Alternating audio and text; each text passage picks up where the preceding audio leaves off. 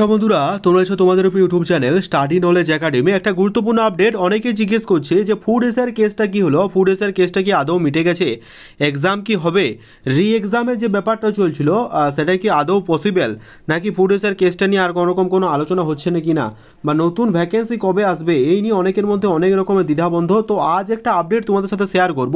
আজকের এই আপডেটটা পাওয়ার পর তোমাদের মনে হয়তো একটু হলেও স্বস্তির খবর একটা আসবে, এবং তোমাদের কেস নাম্বার ফাইল নাম্বারটা কত আছে, কারণ আজকে একটা দিন ইম্পর্টেন্ট আছে ফুড এসআইয়ের কেসটা, কারণ আজকে শুনানি হতে চলেছে।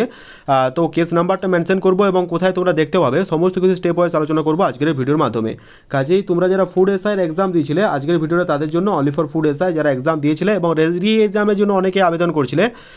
তো তোমরা কোনটা চাও এটা কিন্তু কমেন্টে জানাও, রি এক্সাম হোক নাকি আবার নতুন করে রি এক্সাম হোক নাকি রেজাল্ট দিক, এই ব্যাপারটা তোমরা কিন্তু অবশ্যই জানা। ফুড এসআই তো প্রচুর দুর্নীতি হয়েছে, এটা আর বলার অপেক্ষা রাখে না, বিভিন্ন নিউজ চ্যানেলে আমরা কিন্তু দেখিয়েছি এটা, ঠিক আছে। সুতরাং তোমরা কি মতামত সেটা তোমরা আগে জানিও, তারপর আমার যে মতামত সেটা আমি আমাদের টেলিগ্রাম চ্যানেলে একটা গুরুত্বপূর্ণ বিষয় নিয়ে আলোচনা করব। তো চলো দেখে নেওয়া যাক আজকের ভিডিও। তো দেখতে পাচ্ছ এখন আমি আছি পাবলিক সার্ভিস কমিশন অফিসিয়াল ওয়েবসাইটে। সিম্পলভাবে যদি সার্চ করো ফুড এসআই, সে রিলেটেড কোনো তথ্য কিন্তু অফিসিয়াল ওয়েবসাইটে পাবে না, ঠিক আছে। তো চলো এই বিষয়ে আজকে আলোচনা করবো। তার আগে চ্যানেলটা সাবস্ক্রাইব না করতে সাবস্ক্রাইব করে দিও। টেলিগ্রাম চ্যানেল যারা যুক্ত হলে লিঙ্কে তার ডেসক্রিপশন টু জয়েন নাও, কারণ ছোটো বড় আপডেটগুলো ফার্স্ট অফ অল আমরা টেলিগ্রাম চ্যানেল প্রোভাইড করে রাখি। তাহলে request to join our Telegram group, লিঙ্কে তার ডেসক্রিপশন, অবশ্যই সবাই চেক আউট করে নিও। তো দেখতে পাচ্ছ এখন আমি আছি পাবলিক সার্ভিস কমিশনের অফিসিয়াল ওয়েবসাইটে। প্রায় 2 বছর কমপ্লিট, 23-এ এক্সাম হয়েছিল, তাও ফুড এসআই হয়নি, কারণ ফুড এসআই যে কেস নাম্বারটা ছিল, কারণ দুর্নীতির কারণে এখানে একটা কেস হয়, এবং কেস নাম্বারটা যদি তোমরা মনে আছে আমি তোমাদের দেখিয়ে দিচ্ছি যদিও, সেটা হচ্ছে এটা হচ্ছে 10,725/2024, এই নাম্বারে ফুড এসআইয়ের কেসটা ছিল এবং সেটা লিস্টেড হয়, যার রেজিস্ট্রেশন হয়েছিল তোমার, আমার যেটা মনে হচ্ছে সেটা হচ্ছে 15/4/2024 তারিখে।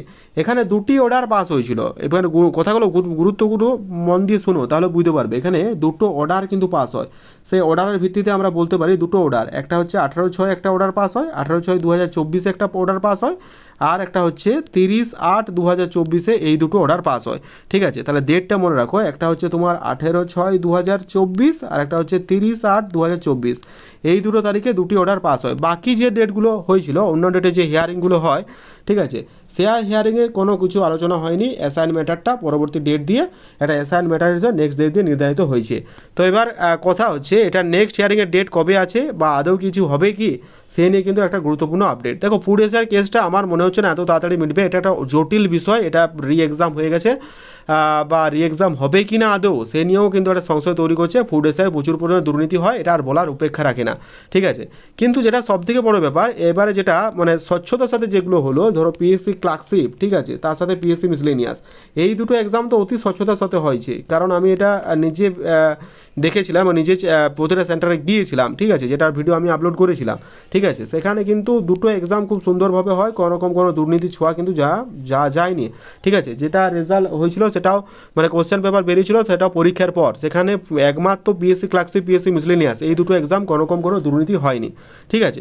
তো এই রেজাল্টগুলো পিএসসি ডিলে করে দিল, এটার কেন ব্যাপার বা কোনো অজ্ঞাত কারণে পিএসসি এরকম করছে আমার জানা নেই। তো পিএসসির কাছে একান্ত অনুরোধ, বা এই ভিডিওটি যদি কেউ দেখো, একটাই রিকোয়েস্ট, এই দুটোর এক্সাম বা অন্যান্য যেগুলো খুব স্বচ্ছতার সাথে হচ্ছিল সেগুলো রিক্রুটমেন্ট যাতে তাড়াতাড়ি হয়, ইভেন ভোটের আগে তাদের যাতে নিয়োগ করে দেওয়া হয়। চলো এই ব্যাপারটা পরে আলোচনা করব। আমাদের যেটা আলোচনা সেটা হচ্ছে ফুড এসআইয়ের কেসটা আমাদের আজকে লিস্টেড আছে, তোমাদের আমি দেখিয়ে দিচ্ছি। আজকেই সেই মানে আজকেই হচ্ছে তোমার 5ই মে, ঠিক আছে, আজকে 5 মে আমি দেখিয়ে দিচ্ছি। ফুড এসআইয়ের কেসটা তোমাদের হিয়ারিংয়ে আছে আগামীকাল, অর্থাৎ 6 তারিখে, 6ই মে তোমাদের ওবিসি কেসের হিয়ারিংয়ে আছে। আজকে তো আমার মনে হয় না ফুড এসআইয়ের কেসটা নিয়ে কোনো আলোচনা হবে, কারণ আগামীকাল মানে 6 তারিখে যেহেতু ওবিসি কেসটা আগে আছে, সুতরাং ওবিসি কেসটা আগেই প্রাধান্য দেওয়া হবে। ওবিসি কেস মিটলেই তবে সমস্ত কিছু এক্সাম হবে, না হলে কিন্তু হবে না। কিন্তু আজকে দেখা যাক আজকে কী হয়, আমি লিস্টটা দেখিয়ে দিচ্ছি। আজকে 5 তারিখ, অর্থাৎ 5/5/2025 তারিখ আজকে। এই 5 তারিখে আশা করছি ফুড এসআইয়ের কেসটা হিয়ারিং হবে, এবং কিছু আপডেট উঠে আসলে আমি টেলিগ্রাম চ্যানেল প্রোভাইড করে দেবো, তাই বারবার বলছি টেলিগ্রাম চ্যানেল যুক্ত হতে। চলো একবার দেখে নেওয়া যাক। আমি আপনাদের সাথে তুলে ধরার চেষ্টা করেছি, ঠিক আছে। এইটা হচ্ছে আজকের মানে কেস যে লিস্টটা, সেই কেসের লিস্টের অর্ডারটা আমি আপনাদের সামনে তুলে ধরে করেছি। এটা একটা মানে এখন মান্থলি ছিল, এখন হয়তো ইয়ার লিস্টে হয়তো কনভার্ট করে দিয়েছে, ঠিক আছে। আমাদের যে মানে মান্থলি লিস্টে প্রোভাইড করেছে, আপনারা হয়তো দেখতে পাবেন মান্থলি লিস্টে কিন্তু প্রোভাইড করেছে, ঠিক আছে। মান্থলি লিস্টে এটা একটা monthly honourable justice Saugata Bhattacharya, ঠিক আছে, 7/4 যেটা বললাম আপনাদেরকে আগে, ঠিক আছে। আজকে হচ্ছে 5/5/2025 তারিখ, আজকে কেসটা অ্যাসাইন ম্যাটার হিসাবে আছে। আজকে দেখা যাক কি হয়। তো আজকে যদি কোনোরকম কোনো আপডেট পাই অবশ্যই আপনাদের সাথে তুলে ধরার চেষ্টা করব। 5/5/2025 এটা অনারেবল জাস্টিস সৌগত ভট্টাচার্য আন্ডারে এটা কিন্তু করা হয়েছে অ্যাজ এ অ্যাসাইন মেটার হিসেবে এখনও যুক্ত করা হয়েছে। দেখা যাক কী হয়, তবে যদি কোনো আপডেট পাই অবশ্যই দিয়ে দেবো। তো আজকের 5 তারিখের উপর তাকিয়ে থাকো, কালকে মানে আগামীকালের গুরুত্বপূর্ণ কিন্তু আপডেট, ঠিক আছে। আগামীকাল দিনটা অত্যন্ত ইম্পর্টেন্ট, কারণ ওবিসি কেস নিয়ে যেহেতু সমস্ত রিক্রুটমেন্ট পেন্ডিং আছে, ওবিসি নজর দিকে আমাদের থাকবে। তবে আজকের ম্যাটার যদি কোনো কিছু আলোচনা হয় পিডিএফটা আমি টেলিগ্রাম চ্যানেলে দিয়ে দেবো, যে মান্থলি কেস লিস্টটা সেটা যদি আপডেট হয়ে যায় আমি অবশ্যই দিয়ে দেবো। তো দেখা যাক কী হয়। উইজ অল দ্য বেস্ট, প্রত্যেকে ভালোভাবে পড়াশোনা করো এবং নিজের কাজে ফোকাস থেকো। Thank you very much for watching video. দেখা হচ্ছে পরের ভিডিওতে, ততক্ষণ অবধি ভালো থেকো, সুস্থ থেকো। Thank you.